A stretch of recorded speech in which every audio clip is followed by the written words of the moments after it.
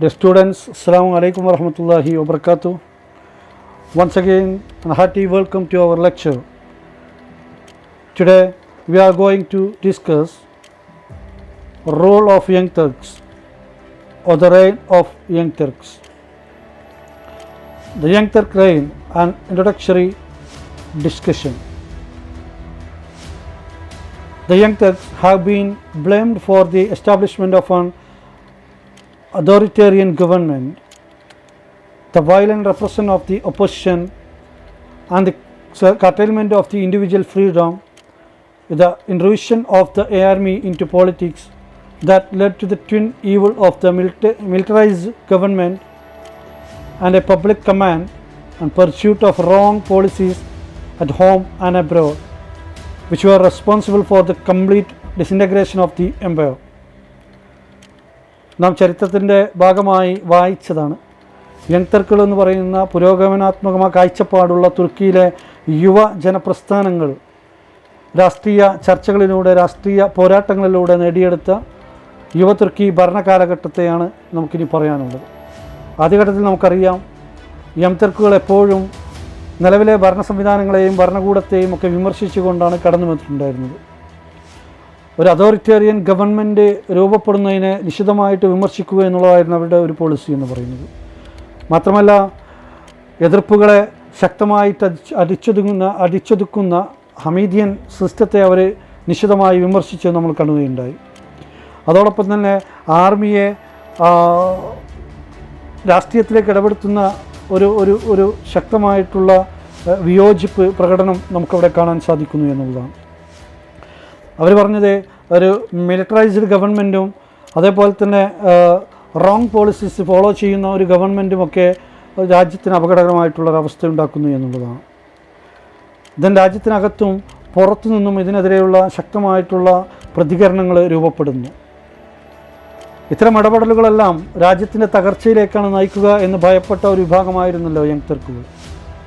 ആ യങ് ടർക്കുകൾ പിന്നീടൊരു യുവ തുർക്കി വിപ്ലവം രൂപീകരിക്കുന്നു. They started their own role after the 1908 revolution. The young Turks sought to establish a parliamentary democracy on the Western model immediately after the revolution.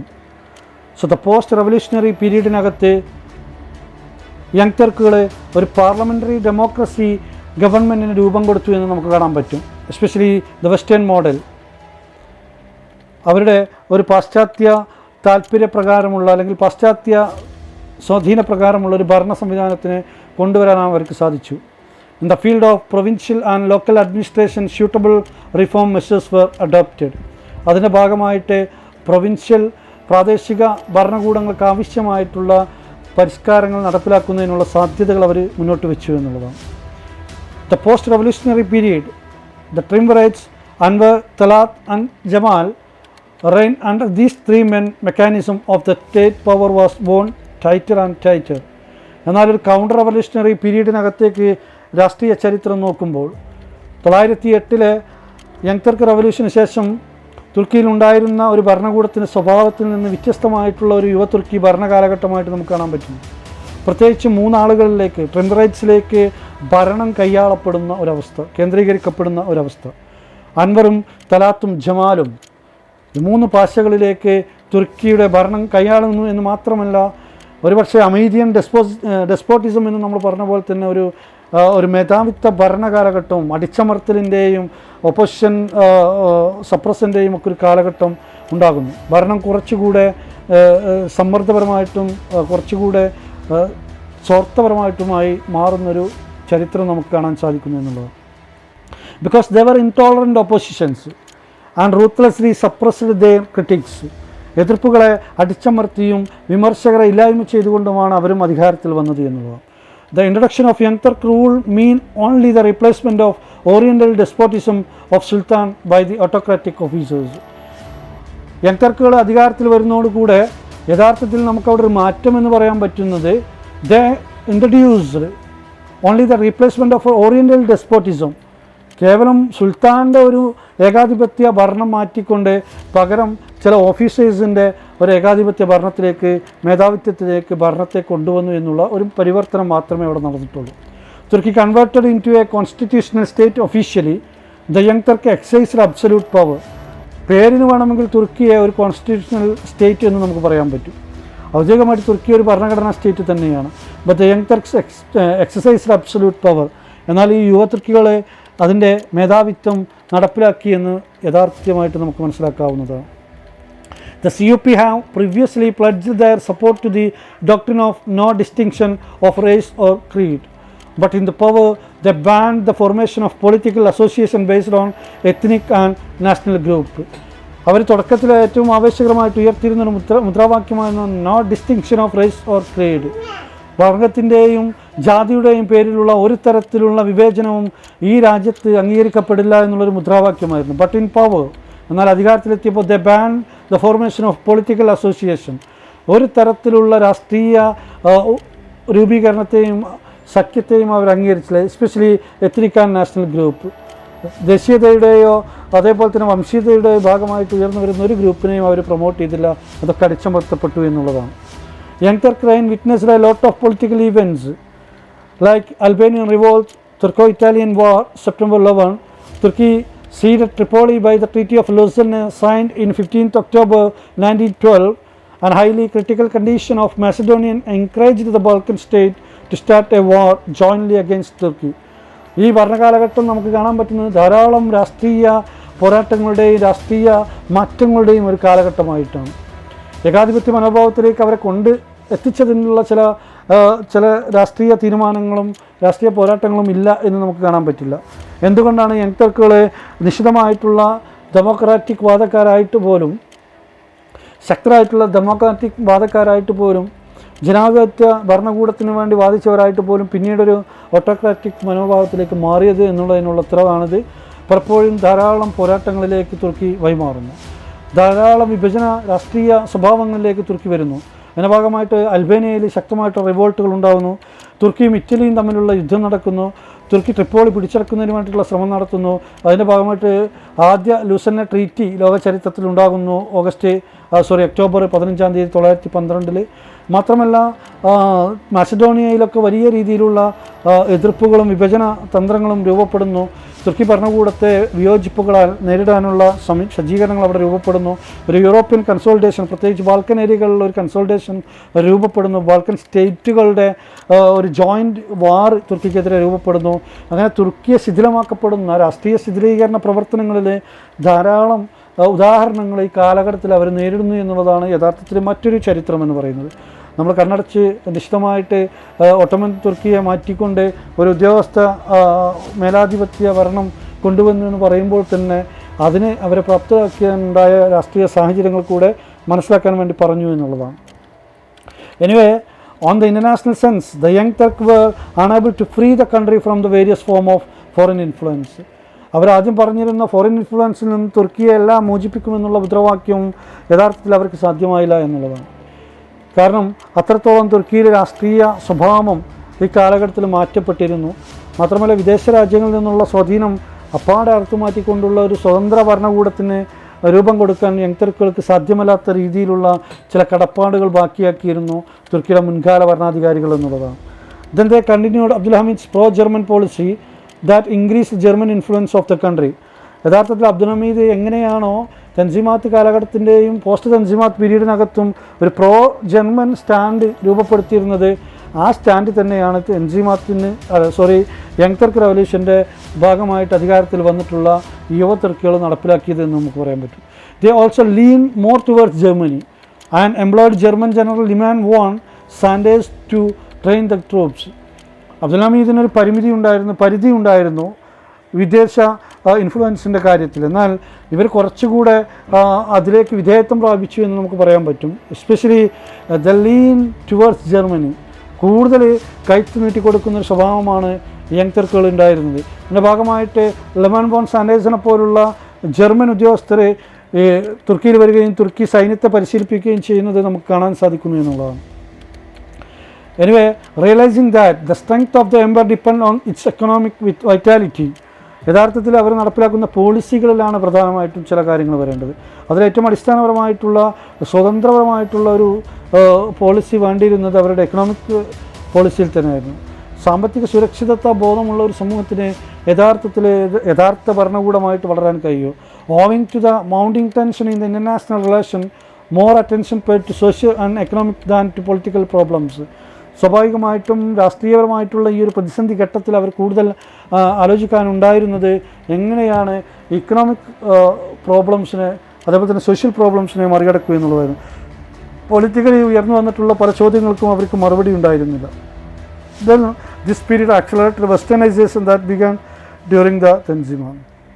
അങ്ങനെ പല പരിഷ്കാരങ്ങളെയും അവർക്ക് നടപ്പിലാക്കേണ്ടി വന്നത് മുൻകാലങ്ങളിൽ നടപ്പിലാക്കിയിരുന്ന തൻസിമാത്ത് പീരീഡിനകത്ത് തുടങ്ങിയിരുന്ന ഒരു വെസ്റ്റേണൈസേഷൻ പോളിസിയെ പിന്തുടരുക എന്നുള്ള ഒരു നിസ്സഹായ അവസ്ഥ തന്നെയാണ് യങ് തുർക്കുകളുടെ ഭരണകാലഘട്ടത്തിൽ നടപ്പിലാക്കിയിരുന്നത്. എനിവേ ഇവിടെ നമുക്ക് കാണാനുള്ളത് in the economic sphere the object of young Turk was threefold. അവിടെ സാമ്പത്തിക നയങ്ങളുടെ പ്രധാന ഘടകം എന്ന് പറയുന്ന 3 രീതികളായിരുന്നു. അതിലൊന്നാമതായിട്ട് നമുക്കറിയാവുന്ന പോലെ തന്നെ ഒന്ന് നാഷണലൈസ് ചെയ്യുക എന്നുള്ളൊരു പോളിസി തന്നെയാണ് അവർക്കുണ്ടായിരുന്നത്. ഫോറിൻ പോളിസികളിലും നാഷണലിസ്റ്റിക് പോളിസികളിലും കൃത്യമായൊരു ഒരു വ്യവസ്ഥ കൊണ്ടുവരിക എന്നുള്ളതായിരുന്നു യങ് തുർക്കുകൾ മുന്നോട്ട് വെച്ചിരുന്ന ഒരു കാര്യമെന്ന് പറയുന്നത്. പക്ഷേ ഒരു ഇൻ്റർനാഷണൽ പൊളിറ്റിക്സിലേക്ക് കൂടുതൽ എമർജ് ചെയ്യാൻ അവർക്ക് സാധിച്ചിരുന്നു. കാരണം അത്രത്തോളം ഒരു പൊളിറ്റിക്കൽ ക്ലൗഡ് പ്രോബ്ലംസ് അവരുടെ മുന്നിലുണ്ടായിരുന്നു എന്നുള്ളതാണ്. First step towards economic nationalism was adopted. ഒരു എക്കണോമിക് നാഷണലിസം അവർ അഡോപ്റ്റ് ചെയ്യുന്നു. അങ്ങനെ by founding national bank and abolishing the ക്യാപിറ്റുലേഷൻസ്.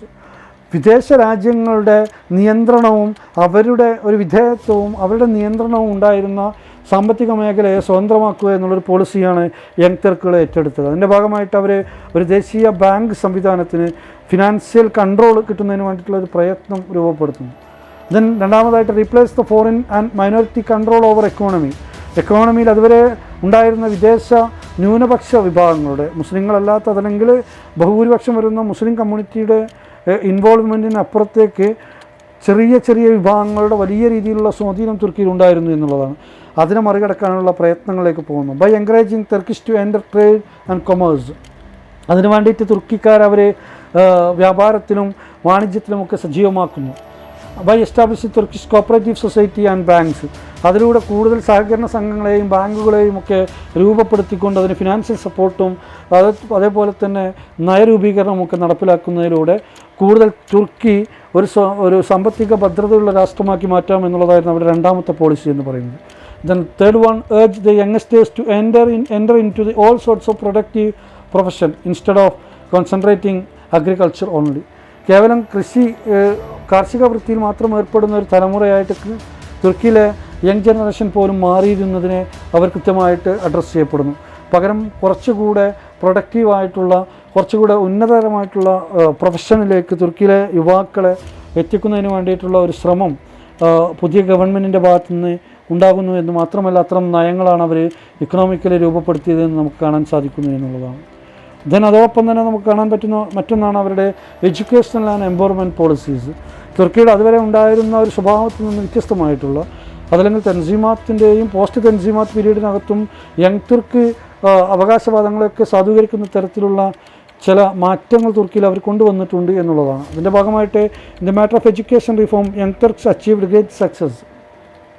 Young തുർക്കുകളുടെ കാലഘട്ടത്തിൽ വന്നിട്ടുള്ള പുരോഗമനമായിട്ടുള്ള ചിന്താഗതി നടപ്പിലാക്കിയിട്ടുള്ള വിദ്യാഭ്യാസ പ്രവർത്തനങ്ങളാണെന്ന് നമുക്ക് കാണാൻ പറ്റും. The create A network of primary and secondary schools within the recognised university of Istanbul at apex. ഏറ്റവും പ്രധാനമായിട്ട് പ്രൈമറി സെക്കൻഡറി തലങ്ങളിൽ ധാരാളം സ്കൂൾ സംവിധാനങ്ങൾ തുർക്കി രൂപപ്പെടുന്നു. അതിൽ ഒരു തിയോളജിക്കൽ പെർസ്പെക്റ്റീവിലല്ലാത്ത മതപഠനശാലകൾക്കപ്പുറത്തേക്കുള്ള ഒരു സെക്കുലർ എഡ്യൂക്കേഷനെ പ്രൊമോട്ട് ചെയ്യപ്പെടുന്ന തരത്തിൽ ധാരാളം സ്കൂളുകൾ രൂപപ്പെടുന്നു എന്നുള്ളതാണ്. ഇതിൻ്റെയൊക്കെ ഉന്നത അധികാര കേന്ദ്രമായിട്ടുള്ള ഇസ്താംബുൾ യൂണിവേഴ്സിറ്റി അതിൻ്റെ ഉന്നതമായിട്ടുള്ള കാഴ്ചപ്പാടോടുകൂടെ വളർന്നു വരുന്നതും ഈ കാലഘട്ടത്തിലാണെന്ന് നമുക്ക് കാണാൻ സാധിക്കും. Then stress on technical and practical training. മതവിഷയങ്ങളിൽ മാത്രം കോൺസെൻട്രേറ്റ് ചെയ്തിരുന്ന തുർക്കി പാഠ്യപദ്ധതിയെ തിരുത്തിക്കൊണ്ട് സാങ്കേതിക പ്രായോഗിക വിദ്യാഭ്യാസത്തിന് കൂടുതൽ ഊന്നൽ നൽകുന്ന ഒരു പ്രാക്ടിക്കൽ ട്രെയിനിങ് ഓറിയൻറ്റഡ് സിലബസുകൾ അവർ രൂപപ്പെടുത്തുന്നു എന്നുള്ളതാണ്. Then education of girls was improved. Girls education, woman എംപവർമെൻറ്റിൻ്റെ ഭാഗമായിട്ട് ഗേൾസ് എഡ്യൂക്കേഷൻസ് അവർ നന്നായിട്ട് പ്രൊമോട്ട് ചെയ്യുന്നു. Universities and professional institutions were thrown open door to girl students. യൂണിവേഴ്സിറ്റികളും അതേപോലെ തന്നെ മറ്റ് പ്രൊഫഷണൽ സ്ഥാപനങ്ങളിലുമൊക്കെ സ്ത്രീകൾക്ക് അഡ്മിഷൻ കൊടുക്കുന്ന അല്ലെങ്കിൽ വനിതകൾക്ക് പെൺകുട്ടികൾക്ക് അഡ്മിഷൻ കൊടുക്കുന്നതിനുള്ള സംവിധാനങ്ങൾ അവർ നടപ്പിലാക്കുന്നു. And also train women work as doctors, civil servants, lawyers and business women's. മുഖ്യധാരയിലേക്ക് സ്ത്രീകളെ ഉയർത്തുന്നതിന് വേണ്ടിയിട്ട് പ്രൊഫഷണൽ കോഴ്സുകളിലേക്ക് സ്ത്രീകൾക്ക് പ്രത്യേകമായിട്ടുള്ള അല്ലെങ്കിൽ വനിതകൾക്ക് പ്രത്യേകമായിട്ടുള്ള പെൺകുട്ടികൾക്ക് അവസരങ്ങൾ അവർ രൂപപ്പെടുത്തുന്നു. ഇതിൻ്റെ ഭാഗമായിട്ട് ഡോക്ടേഴ്സായിട്ട്, സിവിൽ സർവൻസുകളായിട്ട്, ലോയേഴ്സായിട്ടും ബിസിനസ് വുമൻസായിട്ടുമൊക്കെ പല ആളുകളും ഉയർന്നു വരുന്നു എന്നുള്ളതാണ്. A number of ladies societies and journals also come in to being. ഇതിൻ്റെയൊക്കെ ഏറ്റവും ഉന്നതമായിട്ടൊരു സംഗതി എന്ന് പറയുന്നത് വനിതാ സഹകരണ സംഘങ്ങൾ, അതോടൊപ്പം തന്നെ ധാരാളം വനിതാ പ്രസിദ്ധീകരണങ്ങളൊക്കെ തുർക്കിയിൽ ഈ കാലഘട്ടത്തിൽ ഉയർന്നു വരുന്നു. അതിനൊക്കെ അവർ അവസരങ്ങൾ കൊടുക്കുന്നു എന്നുള്ളതാണ് യുവതുർക്കികളുടെ കാലഘട്ടത്തിൽ നമുക്ക് കാണാൻ പറ്റുന്ന ഏറ്റവും പ്രധാനപ്പെട്ട പരിവർത്തനത്തിൻ്റെ കാഹളങ്ങൾ എന്ന് പറയുന്നത്. A new family law was improved in 1917. നിലവിലെ ശരിയാത്ത് നിയമപ്രകാരമുള്ള നിയമവ്യവസ്ഥയിൽ ധാരാളം പൊളിച്ചെഴുത്തുകൾ ഉണ്ടാകുന്നു.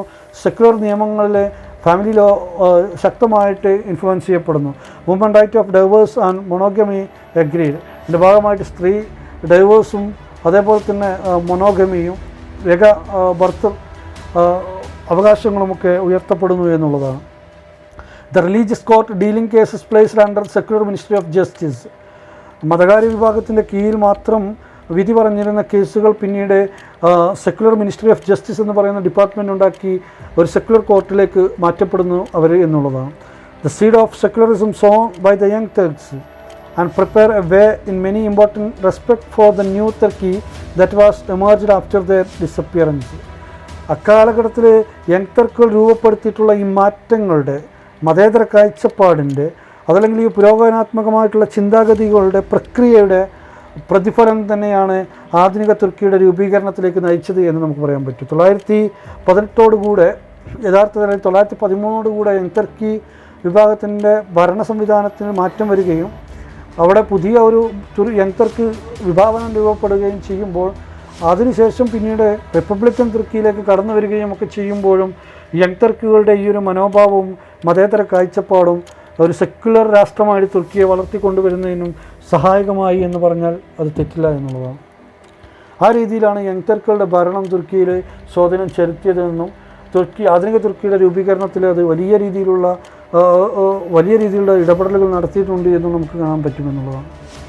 സോ ആഫ്റ്റർ ദാറ്റ് ഡിയേഴ്സ് വളരെ പ്രധാനമായിട്ട് നമ്മൾ കഴിഞ്ഞ ഭാഗത്ത് ഓർമ്മപ്പെടുത്തിയിരുന്നു. തുർക്കിഷ് നാഷണലിസം നമുക്കൊന്ന് ചെറുതായിട്ട് ഇവിടെ പറഞ്ഞു പോകണം. കാരണം ഇനി ഒന്നാം വേൾഡ് വാർ രൂപപ്പെടുകയാണ്. തുർക്കി ദേശീയത വളർന്നു വരുന്നു. തുർക്കി ഒരു റിപ്പബ്ലിക്കൻ രാഷ്ട്രമാകുന്നു. തുർക്കി ഒരു ഡെമോക്രാറ്റിക് രാജ്യമായിട്ട് വളർന്നു വരുന്നു. കാലിഫേറ്റ്സ് അബോളിഷ് ചെയ്യപ്പെടുന്നു. ഒരുപാട് രാഷ്ട്രീയപരമായിട്ടുള്ള ധാരാളം മാറ്റങ്ങൾക്ക്, വിപ്ലവകരമായിട്ടുള്ള ഒരുപാട് പ്രവർത്തനങ്ങൾക്ക് തുർക്കി ഹേതുവാകുന്നത്, അല്ലെങ്കിൽ തുർക്കി നേരിടുന്നതിന് കാരണമായിട്ടുള്ളത് ഇത്തരം ഒരു ദേശീയതയുടെ വളർച്ചയാണ് എന്നുള്ളതാണ്. സോ അതുകൊണ്ട് തന്നെ emergence of the Turkish nationalism വളരെ ലളിതമായിട്ട് നാം ഒന്ന് മനസ്സിലാക്കാൻ വേണ്ടി പറയുന്നു. The year of young Turk rule was vital to the growth of the Turkish nationalism. Young തുർക്കുകൾ കാലഘട്ടത്തിലും യങ് തുർക്കിൻ്റെ ഭരണ കാലഘട്ടം തന്നെയാണ് ഒരു ശക്തമായിട്ടുള്ള തുർക്കിഷ് ദേശീയതയുടെ രണ്ടാം ഘട്ടം എന്നൊക്കെ നമുക്ക് പറയാം. ഒന്നാം ഘട്ടം യങ് തുർക്കുകളുടെ വളർച്ച കാലഘട്ടത്തിലാണെങ്കിൽ രണ്ടാം ഘട്ടത്തിന് കുറച്ചുകൂടെ ആവേശം നൽകുന്ന യങ് തുർക്കുകളുടെ ഭരണ കാലഘട്ടത്തിലാണ്.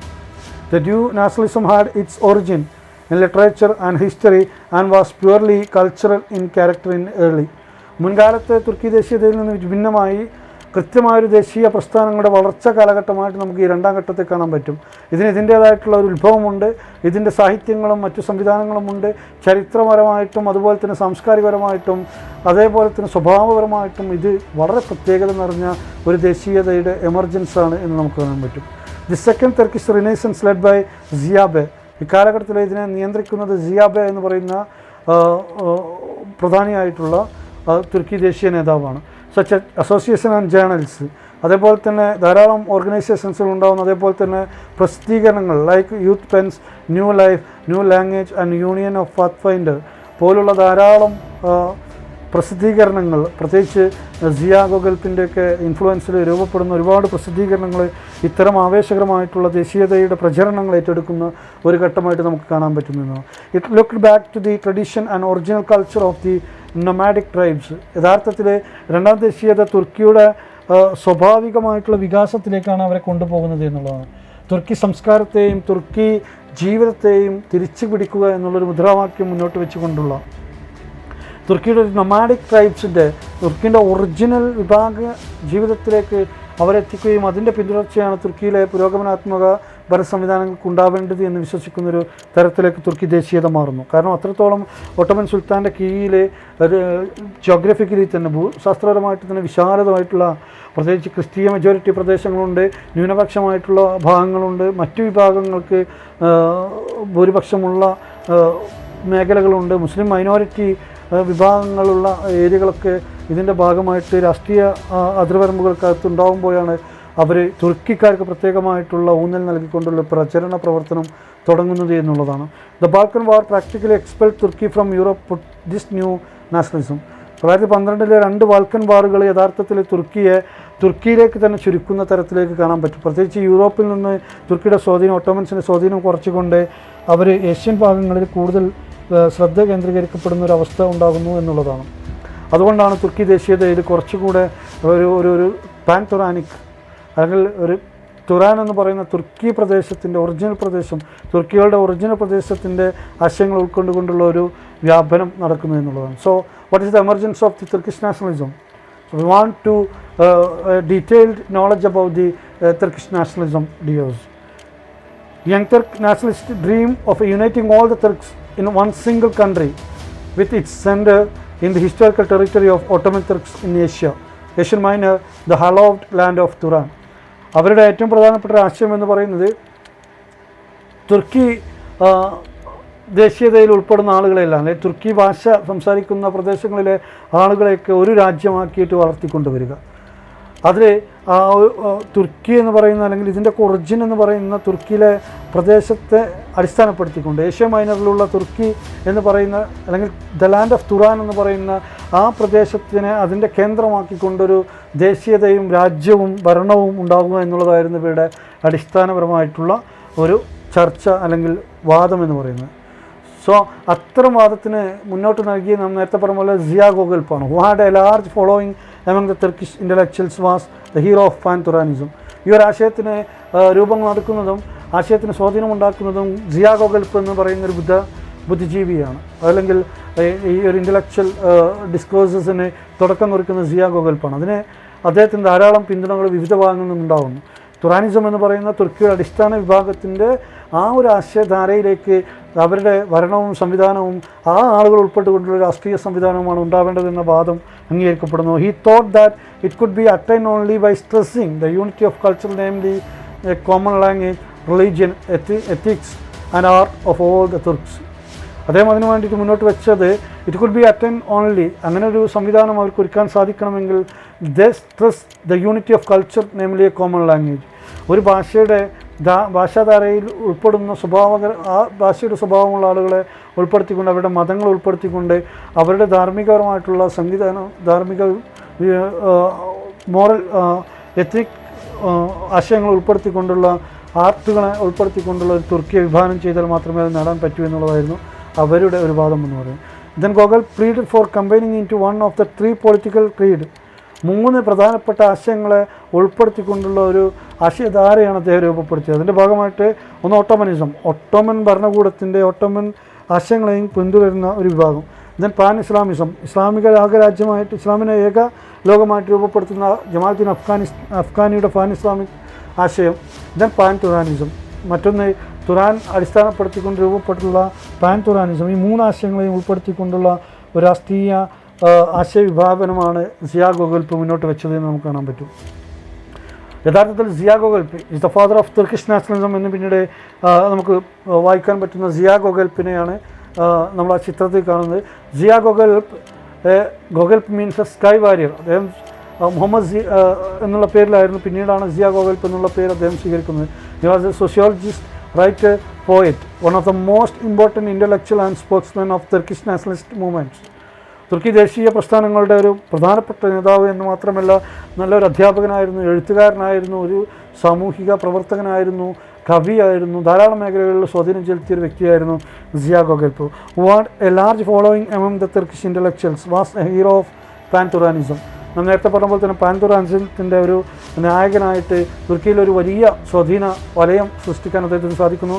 As a sportsman for Turkish nationalism, Gokalp greatly influence the politicians and writers of the generation.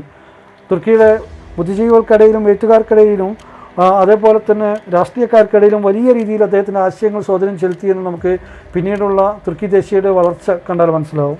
He thought that it could be attained only by stressing the unity of culture, namely common language, religion, ethics and art of the old Turks. നാം നേരത്തെ പറഞ്ഞ പോലെ തന്നെ ഒരു common ലാംഗ്വേജിൻ്റെയും മതത്തിൻ്റെയും എത്തിക്സിൻ്റെയും ഒക്കെ അടിസ്ഥാനത്തിൽ തുർക്കി എന്ന് പറയുന്ന ഒരു രാഷ്ട്രത്തെ വിഭാവനം ചെയ്യുക, ഒരു സംസ്കാരത്തെ വിഭാവനം ചെയ്യുക എന്നൊരാശയമാണ് അദ്ദേഹം മുന്നോട്ട് വെച്ചത് എന്നുള്ളതാണ്. So Gogol pleaded for a combining into one of the three political creed, Ottomanism, Pan-Islamism, Pan-Turanism. Ottomanism അതേപോലെ തന്നെ പാൻ ഇസ്ലാമിസം, പാൻ തുറാനിസം അടക്കമുള്ള ആശയങ്ങൾ അദ്ദേഹം കൂട്ടിയോജിപ്പിച്ചു എന്ന് നമ്മൾ പറയുകയുണ്ടായി. ദെൻ അങ്ങനെ അദ്ദേഹത്തിൻ്റെ ആശയങ്ങൾ എന്ത് ചെയ്യപ്പെടുന്നു? After the 1918 armistice Gokalp was exiled to Malta with a number of leading Turkish political leaders. 1918 രാഷ്ട്രീയ മാറ്റം അദ്ദേഹത്തിൻ്റെ ദേശീയ ആശയങ്ങൾ നഷ്ടപ്പെടുകയും പുതിയ ഭരണ സംവിധാനം എമർജ് ചെയ്യപ്പെടുകയും അതിൻ്റെ ഭാഗമായിട്ട് മാൾട്ടയിലേക്ക് അദ്ദേഹത്തിന് നാടുവിടുകയും ചെയ്യേണ്ടി വരുന്നു. But freed in 1921 after the nationalist victory he return to Diyarbakir briefly, then went to Ankara where he worked in government translation bureau. അങ്ങനെ 1921 പിന്നീട് വീണ്ടും 1918 നാടുവിട്ട് പിന്നീട് 1921 വീണ്ടും അദ്ദേഹം തുർക്കിയിലേക്ക് തിരിച്ചു വരുന്നു. അങ്ങനെ അങ്കാറയിൽ അദ്ദേഹത്തിൻ്റെ ഒരു translation bureau, government translation bureau തുടങ്ങിക്കൊണ്ട് അതിൻ്റെ മേലാധിപനായിട്ട് അദ്ദേഹം പ്രവർത്തിക്കുകയും ചെയ്യുന്നു. He was elected a member of parliament of the new Turkish republic in 1923 but died soon after. 1923 അദ്ദേഹത്തിന് തുർക്കിയിലെ ഒരു പാർലമെൻ്ററി മെമ്പറായിട്ട് തിരഞ്ഞെടുക്കുന്നു. പക്ഷേ കൂടുതൽ കാലം ആ ഒരു മേഖലയിൽ അദ്ദേഹത്തിന് നിൽക്കാൻ സാധിച്ചില്ല. വളരെ പെട്ടെന്ന് തന്നെ അദ്ദേഹം മരണപ്പെടുന്നു എന്നുള്ളതാണ്. ഗോഗൽപിൻ്റെ പ്രധാനപ്പെട്ട ആശയങ്ങൾ പ്രചരിപ്പിക്കുന്നതിന് അദ്ദേഹം എഴുതിയിട്ടുള്ള ഗ്രന്ഥങ്ങൾ ഈ സമയത്തൊന്ന് സൂചിപ്പിച്ചു പോവുകയാണ്. ഗ്രന്ഥങ്ങൾ അദ്ദേഹത്തിൻ്റെ കാലഘട്ടത്തിലും പിന്നീടുമൊക്കെ പബ്ലിഷ് ചെയ്യപ്പെടുകയുണ്ടായി. അതിൻ്റെ ആശയധാരയിൽ അദ്ദേഹത്തിൻ്റെ ആശയങ്ങളെ പുറത്തു കൊണ്ടുവരുന്നതിനും പ്രവർത്തിക്കുന്നതിനുമൊക്കെ സജീവമായിട്ട് ഇടപെട്ടുള്ള ധാരാളം ഗ്രന്ഥങ്ങളാണ് നമുക്ക് ഇതിലൂടെ കാണാൻ സാധിക്കുന്നത്. അത് സൂചിപ്പിച്ചിരുന്ന ഗോഗൽപ് എന്ന് പറയുന്ന ദേശീയ പ്രസ്ഥാന നേതാവിനെ, ദേശീയവാദിയെ ചെറിയ രീതിയിലൊക്കെ നമുക്ക് മനസ്സിലാക്കിയെടുക്കേണ്ടതുണ്ട് എന്നുള്ളതുകൊണ്ടാണ് ദേശീയതയും അതിൻ്റെ ഭാഗമായിട്ടുള്ള സിയ ഗോഗൽപിൻ്റെയും ചരിത്രമൊന്ന് സൂചിപ്പിച്ചത്. Then the conclusion of this part, the Pan-Turanic movement showed new attitude towards religion, leads a progressive march on enlightenment, promoted secularism like translation of Quran into Turkish, liberalization of dawah and religious preachings, orthodox reverence for tradition, clerical influence, subordination of